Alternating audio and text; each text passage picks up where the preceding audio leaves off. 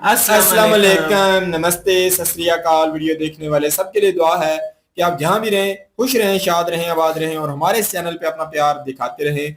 RJ रौनक sir की video लेके आए हैं, देखते हैं वीडियो को। जो अमेरिका और ईरान के दरमियान डील हुई है, इस हवाले से वीडियो है। इसके ऊपर हमारा ओपिनियन अगर आप जानना चाहें तो वीडियो के लास्ट तक बने रहिए। मेरा नाम है नदीम इकबाल जंजुआ, मेरे साथ हैं Mohammad Sameer Khokhar. So guys let's start. दोस्तों फाइनली पिछले 3 महीनों से मिडिल ईस्ट में अमेरिका, इजराइल और ईरान के बीच जो भयंकर लड़ाई चल रही थी, अब कहा जा रहा है कि शायद वो रुकने वाली है। क्या बात कर रहे हैं?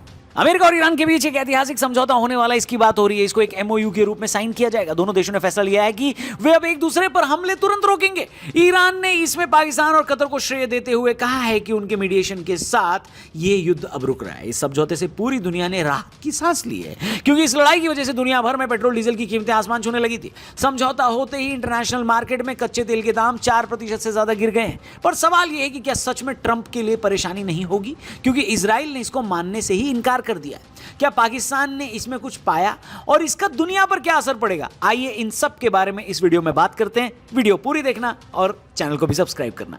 I'm very happy to say very signed, the deal's all signed, and the strait is already partially opened. As you know, they're doing a little hunting for a couple of mines that they've already found. 28 फरवरी 2026 को शुरू हुआ ये युद्ध पूरी दुनिया के लिए एक बड़ी मुसीबत बनकर आया था दोस्तों, जब ईरान के न्यूक्लियर प्रोग्राम को लेकर तनाव इतना बढ़ गया कि अमेरिका और इजराइल ने ईरान पर अटैक शुरू कर दिए। जवाब में ईरान ने दुनिया के सबसे जरूरी सी रूट स्ट्रेट ऑफ हॉर्मुज को बंद कर दिया। वहां समुद्री बारूदी सुरंगें बिछा दी। अमेरिका ने भी ईरान के बंदरगाहों की घेराबंदी कर दी ताकि ईरान का कोई जहाज बाहर न आ सके। इसको ट्रंप ने यूएस ब्लॉकेड बताया। पूरी दुनिया में ऑयल क्राइसिस खड़ा होने लगा। इस बड़ी मुसीबत को टालने के लिए पाकिस्तान और कतर ने बीच बचाव किया। कतर के अधिकारियों ने ईरान की राजधानी तेहरान में 17 घंटे तक लगातार बैठकी की, जबकि पाकिस्तान ने इस्लामाबाद में दोनों पक्षों की बातचीत की मेज पर लाने का काम किया। वो बात अलग है कि पाकिस्तान ने दोनों से ही झूठ बोला और दोनों ही उस झूठ को पकड़ लिए और पाकिस्तान साइडलाइन हो गया। इसके बाद इजराइल ने लेबनान पर हमले शुरू कर दिए। ईरान और अमेरिका इसी बीच एक दूसरे की शिप्स पर हमले करते रहे। अब जानकारों का, एक्सपर्ट्स का कहना है कि मिड टर्म इलेक्शंस की वजह से ट्रंप ने इस लड़ाई को हर हाल में रोकने की कसम खा ली थी। वहीं इजराइल इसको एक एग्जिस्टेंशियल क्राइसिस मानकर लड़ रहा था। उसको हर हाल में वो 400 किलो यूरेनियम चाहिए, जिसको एनरिच करके वो एक न्यूक्लियर नेशन बन सकता है। पर अब खबर आ रही है कि आखिरकार दोनों देश समझौते के लिए राजी हो गए। इसमें कुछ शर्तें भी रखी गई। इस समझौते को आगे बढ़ाने के लिए दोनों देशों को कुछ कदम पीछे खींचने पड़े हैं। अमेरिकी राष्ट्रपति ट्रंप ने अपनी नेवी को आदेश दिया है कि ईरान के पोर्ट्स की घेराबंदी तुरंत हटा ली जाए। साथ ही अमेरिका ने ईरान का जो पैसा इंटरनेशनल बैंकों में रोका था, उसमें से $24 अरब यानी लगभग 2 लाख करोड़ रुपए धीरे धीरे वापस करने पर सहमति जताई गई है। इनमें से आधा पैसा तो बातचीत शुरू होने से पहले ही ईरान को मिल जाएगा, ताकि वो अपनी खराब इकोनॉमिक प्रॉब्लम्स को सुधार सके। ईरान की सबसे बड़ी जिद थी कि लड़ाई सिर्फ उस पर ही नहीं बल्कि लेबनान पर भी रोकी जाए, जहां ईरान का प्रॉक्सी ऑर्गेनाइजेशन हिजबुल्लाह एक्टिव है। अमेरिका इस बात पर राजी हो गया है। अमेरिका ईरान को अपने कच्चे तेल का एक्सपोर्ट दोबारा शुरू करने की परमिशन देगा, जिससे ईरान को अपनी चरमराती इकोनॉमी को संभालने का मौका मिलेगा। अब ट्रंप भाई साहब यही नहीं रुके, और पॉइंट्स देखिए जिसमें अमेरिका ने ईरान की वो बातें भी मान ली हैं जिसको देखने के बाद दुनिया ये पूछ रही है कि भैया जब यही करना था तो फिर अटैक काहे को किया बे? हेलो, बात तो सही है। दोस्तों अमेरिका इस बात पर सहमत हुआ है कि वो ईरान के अंदर सरकार बदलने या वहां के इंटरनल पॉलिटिकल मामलों में किसी भी तरह का सीधा या इनडायरेक्ट इंटरफेरेंस नहीं करेगा। ईरान की एक पुरानी मांग ये भी रही है कि मिडिल ईस्ट, खासकर ईरान के पड़ोसी देशों सीरिया और इराक से अमेरिकी सैनिकों को हटाया जाए। अमेरिका इस समझौते के तहत आगामी 60 दिनों की बातचीत के दौरान इन इलाकों से अपने कुछ सैनिकों की फेज बाय फेज वापसी के रोड मैप पर चर्चा करने के लिए भी तैयार हो गया है। ईरान इस बात से डरा हुआ था कि समझौता होने के बाद अमेरिका फिर से पुराने बैन लगा सकता है, जैसा कि 2018 में न्यूक्लियर अंडरस्टैंडिंग से हटने के बाद हुआ था। अमेरिका ने भरोसा दिया कि जब तक तकनीकी बातचीत चल रही है तब तक ईरान पर कोई भी नया एक तरफा इकोनॉमिक रिस्ट्रिक्शंस नहीं लगाया जाएगा। दोनों देशों के बीच सीधे बातचीत के रास्ते सालों से बंद थे। अब ऐसा नहीं कि ईरान ने अपनी हर बात मनवा ली है। ईरान स्ट्रेट ऑफ हॉर्मुज के सी रूट्स को दोबारा इंटरनेशनल जहाजों और तेल के टैंकरों के लिए खोलने को तैयार हो गया है। वो वहां से अपनी बारूदी सुरंगें भी हटाएगा। ईरान ने इस बात को मान लिया है कि अगले 60 दिनों तक वो अपने परमाणु कार्यक्रम और यूरेनियम बनाने के काम को रोककर अमेरिका के साथ शांति से बातचीत करेगा, ताकि कोई पक्का सोल्यूशन निकाला जा सके। ईरान अपने इन्फ्लुएंस वाले इलाकों में हथियारों के इस्तेमाल और हमलों को रोकेगा। ईरान ने वादा किया है कि वो अमेरिका और इजराइल के ठिकानों पर अपनी तरफ से कोई भी मिसाइल या ड्रोन हमला नहीं करेगा। ईरान इस बात के लिए सहमत हुआ है कि IAEA के इंस्पेक्टर उसके परमाणु ठिकानों की दोबारा जांच कर सकेंगे ताकि यह पक्का हो सके कि वो चोरी छिपे बम नहीं बना रहा। ईरान ने जिम्मेदारी ली है कि वो लेबनान में हिजबुल्लाह, यमन में हुती विद्रोहियों और इराक के लड़ाकों को अमेरिकी ठिकानों या इजराइल पर हमले करने से रोकेगा। ईरान केवल अमेरिका से नहीं बल्कि सऊदी अरब और गल्फ नेशंस के साथ मिलकर मिडिल ईस्ट में स्टेबिलिटी लाने के लिए एक कॉमन स्टेज या प्लेटफॉर्म पर बैठने को तैयार भी हुआ है। लेकिन एक तरफ ईरान और अमेरिका जिन चीजों पर सहमत हो रहे हैं या सहमत नहीं हो पा रहे हैं, एटलीस्ट बातचीत करने की कोशिश कर रहे हैं, वहीं दूसरी तरफ इजराइल बाबा गुस्से में। तो दोस्तों, एक तरफ जहां ईरान और अमेरिका इस कॉन्फ्लिक्ट को बातचीत से सुलझाने की कोशिश कर रहे हैं, वहीं दूसरी तरफ इजराइल भड़का हुआ है। क्यों भाई? इस पूरे समझौते में सबसे बड़ा पेच इजराइल ही तो है। इजराइल इस समझौते से बिल्कुल भी खुश नहीं है क्योंकि उसे लगता है कि अमेरिका ने यह सौदा करके ईरान को ढील दे दी है और उसे बहुत सारा पैसा भी लौटा दिया है। इजराइल के मंत्रियों ने खुलकर ट्रंप के इस फैसले का विरोध किया है। इजराइल के डिफेंस मिनिस्टर ने सोशल मीडिया पर यह साफ बोल दिया है कि यह समझौता हमारे ऊपर लागू नहीं होता। इजराइल कोई अमेरिका का गुलाम नहीं है, हम एक आजाद देश हैं और अपनी मर्जी से फैसला करेंगे। इजराइल ने साफ बोल दिया कि भले ही अमेरिका और ईरान के बीच समझौता हो या ना हो, लेकिन वो लेबनान पर अपने हमले नहीं रोकेगा। हैरान करने वाली बात यह थी कि जिस दिन इस समझौते की घोषणा होनी थी उससे ठीक पहले इजराइल ने लेबनान की राजधानी बेरूत पर बहुत बड़ा हवाई हमला कर दिया। इस पर अमेरिकी राष्ट्रपति ट्रंप भड़क गए थे और उन्होंने इजराइल पर जानबूझकर समझौते में रोड़ा अटकाने का आरोप भी लगाया।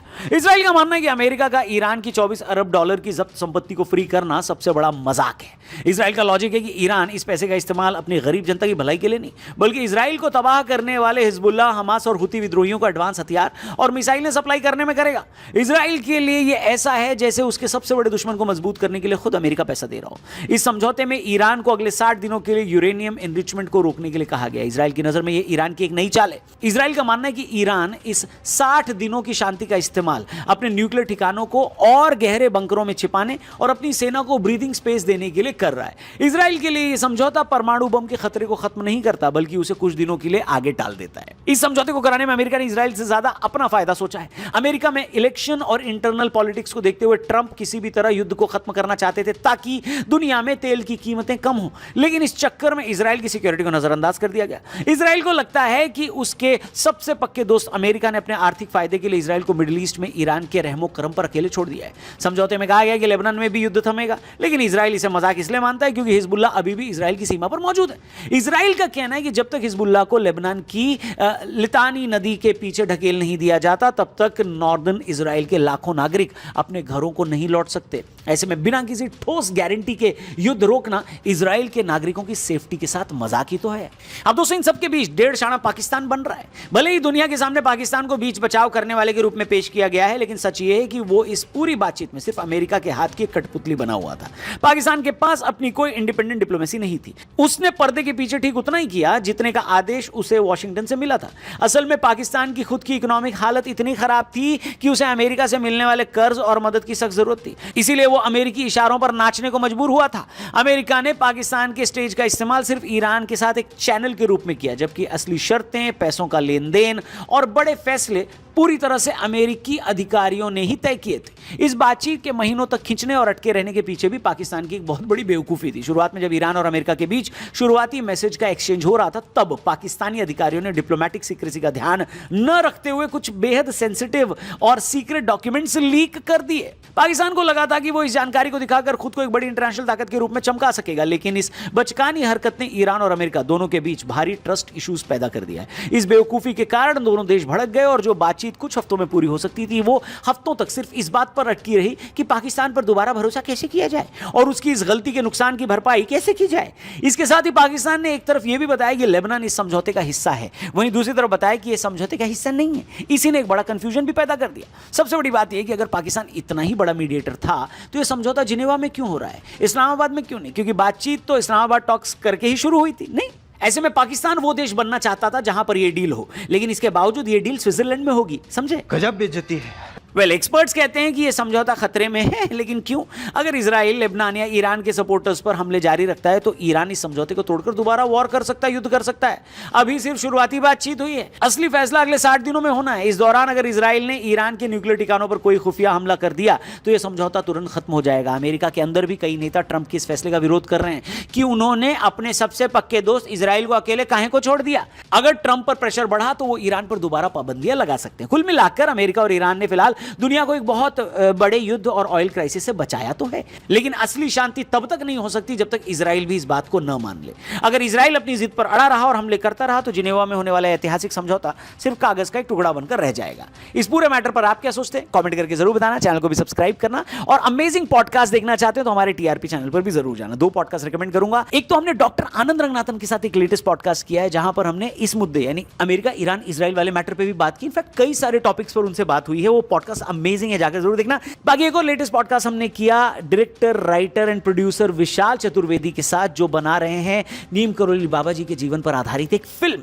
ये फिल्म जल्द रिलीज होने वाली है, लेकिन फिल्म देखने से पहले आप इस पॉडकास्ट को जरूर देखना। बहुत सारी ऐसी बातें आपको बाबा जी महाराज जी के बारे में जानने को मिलेंगी जो आपने थोड़ी थोड़ी सुनी होंगी या बिल्कुल भी नहीं सुनी होंगी, लेकिन सुनकर बहुत अच्छा लगेगा आपको। जाकर देखना हमारे टीआरपी चैनल पर, दोनों लिंक डिस्क्रिप्शन में दिया है। इनफैक्ट टीआरपी चैनल का भी लिंक डिस्क्रिप्शन में दिया है। द रौनक पॉडकास्ट चैनल का नाम है, इस चैनल को भी सब्सक्राइब करना। थैंक यू फॉर वॉचिंग, जल्दी मिलते हैं, जय हिंद। बिल्कुल, ये बात तो मैं भी मानता हूं कि जिस तरीके से जो मुद्दा सारा ये खत्म हुआ है, इसमें जब तक इसराइल जो है वो कहीं ना कहीं सारी चीजों को एक्सेप्ट नहीं करता, तब तक जो है ये सारे जितना भी कुछ यहाँ हुआ है, एग्रीमेंट हो रहा है, ये सारी जंग खत्म हो रही है। तो ये वाकई ही एक कह लो कि चिंगारी के ऊपर ही है, बैठे हुए हैं, इसी टाइम कुछ भी हो सकता है। एक ढेर के ऊपर जरा सी चिंगारी ने फिर जो है शोला पकड़ना है तो सब कुछ शुरू हो जाना है। मेन बात यह है कि इसराइल जो है जो बातें कर रहा है वो बड़ी कह लो कि उसके इसराइल को अगर देख का बंदा सोचे तो वाकई वो जो बात कर रहा है कि ईरान वाकई तगड़ा हो जाएगा, ईरान दोबारा से अपने जितने भी प्रॉक्सी हैं उनको भी मिसाइल फराहम करना शुरू कर देगा। तो जो उसकी शंकाएं हैं वो बड़ी इंपॉर्टेंट हैं। और वो जो बात करता है कि हिजबुल्लाह को दूर तक जो है इसराइल से दूर करने की जो बात कर रहा है, वाकई वो बात तो लॉजिक से कर रहा है। बाकी मेन बात ये आ जाती है कि जो डोनाल्ड ट्रंप अमेरिका में जो इलेक्शन होने वाले हैं उससे पहले पहले मैं जो है डोनाल्ड ट्रंप चाहता है कि ये सारा मुद्दा कवर हो और मैं जो है कुछ ऐसे काम और करके अपनी आवाम को राजी कर सकूं कि मैंने बड़े बड़े काम किए हैं। अगर ये जंग जारी रहती है तो अमेरिका को भी कहीं ना कहीं देखा जाएगा तो बड़े बड़े रेट जो बढ़ेंगे उससे अमेरिका के आम आवाम तक को भी जो है उसका लॉस होगा। और आप भी देखें पूरी दुनिया में कह लो कि तेल की वजह से चीजों का रेट ऊपर गया है, जिसकी वजह से जो इन्होंने अगर देखा जाए जो ईरान ने चालें खेली हैं, इन्होंने जो हरमुज बंद की है, तो दुनिया पूरी को जो ब्लॉकेट की वजह से नुकसान हुआ है। तो ईरान इसी वजह से बहुत सारी शराइत मनवाने में कामयाब हुआ है। तो मैं इसमें ये मानता हूं कि इसराइल जब तक राजी नहीं होगा इसका कोई फायदा नहीं। मेन बात यहाँ ये आती है कि आरजे रौनक सर भी और भी बहुत सारे लोग जो है पाकिस्तान को बिल्कुल यहाँ क्रेडिट नहीं दे रहे। और मैं ये समझता हूँ कि 50 साल जो है अमेरिका और जो है ईरान की जंग चली है, ये एक टेबल पे नहीं बैठे, एक दूसरे के ऊपर पाबंदियां लगाकर ईरान भी पीछे नहीं हटा और अमेरिका भी जो है इसके ऊपर आए रोज जो है इनको टेबल पे लाने के लिए पाबंदियां लगाता रहे।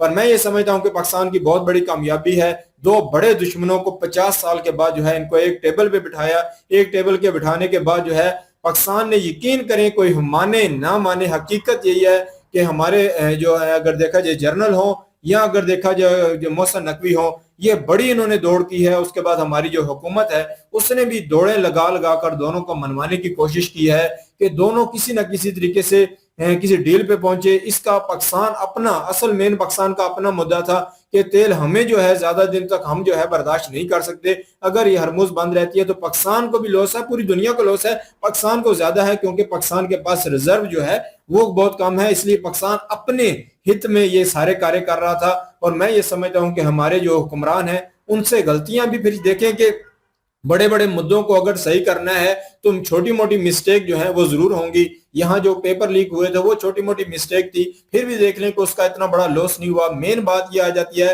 कि जो इन्होंने लेबनान में जंग की बात जो है दोनों के साथ इसराइल को क्योंकि वो नहीं मान रहा था तो वो बात जो बीच में आई थी वो बड़ी हास थी, वो भी देखें कि आस्ता आस्ता कवर हो चुका है। मैं ये समझता हूं कि पाकिस्तान ने जितना काम किया है पूरी दुनिया के लिए, क्योंकि पूरी दुनिया में ही जब रेट बढ़ रहे थे मैंने देखा है कि गैस के ऊपर इंडिया में जो रेट बढ़े थे, गैस नहीं मिल रही थी तो हर कोई परेशान था। तो पाकिस्तान ने ये अच्छा काम किया है। हकीकत यह है कि जो अच्छा काम करे यार उसको मानना चाहिए। पाकिस्तान ने इतनी बड़ी जंग को जो है रोकने के लिए अपना किरदार निभाया है। बेशक जंग जो है ईरान ने और अमेरिका ने रोकनी थी, एग्रीमेंट पे दोनों ने आना था, दोनों ने कुछ बातें माननी थी, कुछ बातें नहीं माननी थी, वो चीज होनी थी। उसमें अगर देखा जाए तो ये चीज जरूर हुई है कि बहुत बड़ा कह लो कि क्राइसिस रुका है। और अगर देखा जाए मेन बात ये आ जाती है कि ये बहुत बड़ा मुद्दा था कि जो एग्रीमेंट साइन होना था वो पाकिस्तान में नहीं हो सकता था, क्योंकि यहाँ पे पहले भी पेपर लीक हो चुके थे और इसके बाद भी कुछ भी हो सकता था। कुछ शर पसंद नासर कुछ भी यहाँ कर सकते थे, क्योंकि यहाँ बहुत सारे दहशतगर्द गिरोह भी हैं। तो मैं ये समझता हूँ कि ये जो साइन के लिए जो इन्होंने बुलाया है वो दूसरा कंट्री ही, सिक्योर कंट्री, जहाँ कोई ना कोई मुद्दा जो है जब सिमट रहा हो तो उस वक्त फिर छोटी मोटी मिस्टेक भी बड़े मुद्दे या बड़े बखेरे खिलार सकती है। इसलिए उन्होंने एक दूसरे ऑनेस्ट कंट्री को बीच में रखा, वहां पे ये साइन भी हो चुके हैं। बिल्कुल जी, बहुत अच्छी बात है। युद्ध जो है वो रुकने जा रहा है और यूएसए जो है उसने बहुत सारी बातें मानने का कह लें कि ईरान की बहुत सारी बातें मानने के लिए हाँ कर दी है। लेकिन यूएसए का अगर ट्रंप को देखा जाए ना तो वो गजनी है। वो रात को बात और करता है और सुबह जो है ना उससे चेंज भी हो जाता है, बदल भी जाता है। तो उसकी बातों का कोई भरोसा नहीं है। पिछले दिनों में भी उसने कहा था कि मुआहिदा हो गया, मुआहिदा हो गया। तो उसके बाद जो हालात पैदा हुए थे वो सारी दुनिया के सामने ही है। यार हम भी चाहते हैं कि युद्ध जो है वो अगर रुकता है तो इसका फायदा पूरी दुनिया को है, ठीक है। इंडिया को भी फायदा है, पाकिस्तान को भी फायदा है, सारी दुनिया को फायदा है। युद्ध रुकना ही चाहिए। युद्ध का नुकसान जो है सारी दुनिया को हो रहा है। अगर ऑयल और गैस की बात करें तो कच्चा तेल लेने में इंडिया जो है वो कह लें कि अगर $90 का पर बैरल मिलता है तो इंडिया को बहुत ज्यादा फायदा हो सकता है, क्योंकि इंडिया जो है वो कच्चा तेल लेता है और उसको रिफाइन करता है, रिफाइन करके आगे जो है वो पूरी दुनिया में बेचता है। तो उसका फायदा इंडिया की इकोनॉमी को होता है और इंडिया की इकोनॉमी जो है वो ग्रोथ करती है। अभी जो कह लें कि बहुत ज्यादा नुकसान का सामना इंडिया को भी करना पड़े, ये नहीं कि नहीं करना पड़ा। जाहिर सी बात है, जिस तरह से स्टेट ऑफ हार्मोस जो है वो बंद होगा, तेल जो है वो आएगा ही नहीं, तो आगे जो है वो एक्सपोर्ट जो है वो कैसे होगा। तो इन चीजों का फर्क तो पड़ता है। गैस जो है वो भी महंगे होने के चांसेस है। ये बढ़िया बात है कि इंडियन सरकार जो है उन्होंने इस चीज के ऊपर कंट्रोल रखा कि अपनी आवाम को तंग नहीं किया। गैस और पेट्रोल जो है अगर महंगा हुआ भी है तो कुछ थोड़ा बहुत ही हुआ है, वो इतना ज्यादा नहीं जिस तरह से पाकिस्तान में अन्नी मच गई थी। पाकिस्तान में तो जंग छिड़ते ही, जंग शुरू होते ही पहले इतनी कीमतें जो है वो आसमान को छूने लगी थी ना। तो इंडिया में ऐसा नहीं हुआ, इंडिया ने बड़ा कंट्रोल किया है। लेकिन भाई ये है कि अगर युद्ध रुक जाता है, स्टेट ऑफ हार्मोस खुल जाती है, तो उसका इंडिया को भी बहुत बड़ा फायदा जो है वो हो सकता है, क्योंकि बड़ी तेजी से इंडियन इकोनॉमी जो है वो दोबारा ग्रोथ कर सकती है। और उसके बाद देखें जो ईरान की तरफ से शराइत रखी गई हैं वो बड़ी सख्त शराइत है और मुझे नहीं लगता कि उन शर्तों के ऊपर लाइफ टाइम जो है वो चला जा सकता है। क्योंकि ईरान ने शर्त ये रखी है कि भाई आपने लबनान में भी किसी किस्म का हमला नहीं करना, गजा पर भी हमला नहीं करना, दोनों जगह से निकलो। अब ये इजराइल के लिए बड़ा मुश्किल है। इजराइल तो इस बात को मान्यता नहीं देगा, गजा से तो वो हटेगा नहीं, और हिजबुल्ला जो है उसको भी वो नहीं छोड़ेगा। तो इन चीजों को मानना काफी मुश्किल है। ईरान के ऊपर अगर बात होती, ईरान ये कहता कि इजराइल को कि मेरे ऊपर दोबारा हमला नहीं होगा, तो शायद ये बात मानी जा सकती थी। और दूसरी चीज ये है कि इजराइल की तरफ से न्यूक्लियर को लेकर किसी किस्म की कोई भी जो है ना वो डील नहीं की जाएगी, क्योंकि इजराइल कभी भी नहीं चाहेगा कि ईरान जो है वो एक न्यूक्लियर पावर बने। अब जिस तरह से यूएसए जो है वो ढीला पड़ गया है, पता नहीं ऐसा कौन सा इतना प्रेशर जो है वो यूएसए के ऊपर एकदम से आया है कि कह लें कि जिसके माध्यम से उसको वो सारी बातें जो है मानना मजबूरी बन गई है किस्म की। क्योंकि यूएसए जो है इतनी आसानी से तो बात मान ही नहीं सकता। इतनी आसानी से बात मानना काफी ज्यादा ये कह लें कि हमारे लिए हैरान कुन बात है। अब ट्रंप जैसा बंदा जो है वो कितनी धमकियां लगा रहा था ईरान को, और एकदम से नीचे आना ये बड़ी हैरानगी वाली बात है। और $24 बिलियन जो कह लें कि अमेरिका के पास मौजूद थे ईरान की तरफ से, ईरान के वो पैसे थे लेकिन कब्जा जो था वो अमेरिका का था। अब तो अमेरिका ने वो पैसे भी देने की बात कर दी है। और उसके बाद $300 बिलियन ईरान ने डिमांड किए हैं। ईरान ने ये कहा है कि $300 बिलियन जो हैं वो हमें आप लोगों ने देने हैं, जो हमारे यहाँ पर तबाही और बर्बादी हुई है उस चीज को आप लोगों ने, ज़ाहिर सी बात है, तबाह किया है, तो अब आप लोग ही हमें पैसे देंगे, हम दोबारा से ईरान को स्टेबल करेंगे। तो इस चीज के लिए भी यूएसए जो है वो मान गया। अब देखना ये है कि यूएसए और इजराइल दोनों हमेशा एक पेज पर खड़े होते हैं। फर्स्ट टाइम ऐसा हुआ है कि यूएसए और इजराइल के रास्ते अलग अलग हो गए हैं। अब सारी दुनिया जानती है कि यूएसए की जो स्टैब्लिशमेंट है उसमें इजराइल के बहुत सारे लोग मौजूद हैं और वहां पर नेता भी बहुत सारे लोग जो हैं वो मौजूद हैं। अब अगर तो ट्रंप को इतना सारा प्रेशर जो है उसका सामना करना पड़ता है तो दोबारा उसको साथ देना होगा। दूसरी तरफ अवाम का भी प्रेशर है, अवाम नहीं चाहती युद्ध हो। तो उसके बाद अब देखना ये है कि इजराइल जो है वो यूएसए के बगैर क्या ईरान का मुकाबला करने की कैपेसिटी रखता है या नहीं, ये चीज देखने के लायक। बिल्कुल जी, इसराइल को रोकना मुश्किल है। ये जंग जो है किसी टाइम दोबारा छिड़ सकती है।